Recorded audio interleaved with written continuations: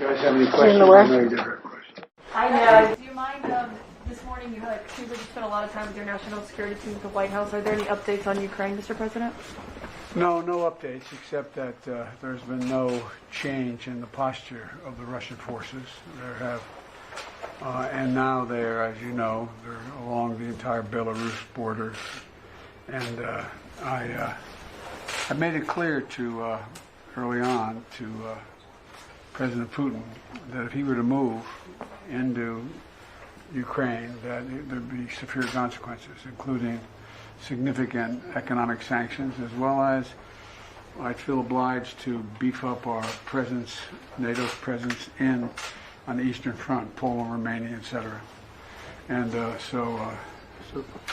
but I see, I was watching one of you on television pointing out the fact that, and I think you got it right, whoever it was, I'm embarrassed, I don't remember who, saying that this is all Putin. I don't think even his people know for certain what he's going to do. Would you ever see yourself personally sanctioning him if he did invade Ukraine? Yes. You would? I would see that. What would it take to trigger the deployment of the 8,500 troops that you've put on high alert? And what's your message to those forces that are on high alert? Those forces on high alert they're part of a NATO operation, not a sole U.S. operation, and I've made it clear to President Putin that we have a sacred obligation, Article 5 obligation to our NATO allies, and that if in fact he continued to build up and or was to move, we would be reinforcing those troops.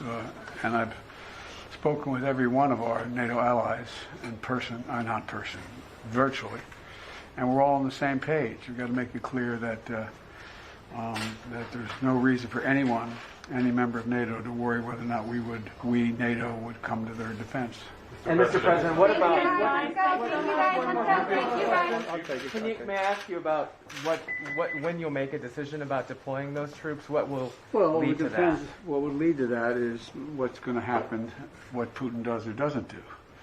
And I may be moving some of those troops in the nearer term, just because it takes time.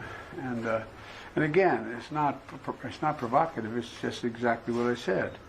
Is that as long as we have to reassure. If you notice, you don't see a lot of concern in terms of their security and of our NATO allies in Western Europe, but in Eastern Europe, there's reason for concern. They're along the Russian border, they're the Belarus border, so everyone from Poland on has reason to be concerned about what would happen and what spillover effects could occur. We have no intention of putting American forces, our NATO forces, in Ukraine. But as I said, there are going to be serious economic consequences if he moves. Can you tell me whether you think, sir, that the risk of an invasion is increasing or decreasing or steady just as it has been these recent days? You know, I'll be completely honest with you. It's a little bit like reading tea leaves. Ordinarily, if we're a different leader, the fact that he continues to build forces along Ukraine's border from Belarus all the way around, you'd say, well, that means that he is looking like he's going to do something.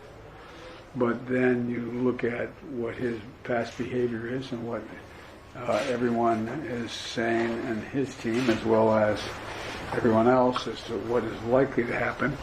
It all comes down to his decision. Look, let me conclude by saying there will be enormous consequences if he were to go in and invade, as he could, the entire country, or a lot less than that as well, for Russia, not only in terms of economic consequences and political consequences, but it will be enormous consequences worldwide. This would be the largest, if he were to move in with all those forces, it would be the largest invasion since World War II. It would change the world. Thank you guys. Thanks guys. Let's go. Thank you guys. Let's go. Thank you guys. You guys, come on. Let's go. Thank you. There is not going to be any American forces moving into Ukraine. When we were in Geneva, Thank you guys. Let's go. Thank you. Let's go. You talked about this idea in Geneva of a stable, predictable relationship with Russia. Is that something that's still possible given how aggressive he's been and what his actions have been lately? We'll see. tuned, as they say.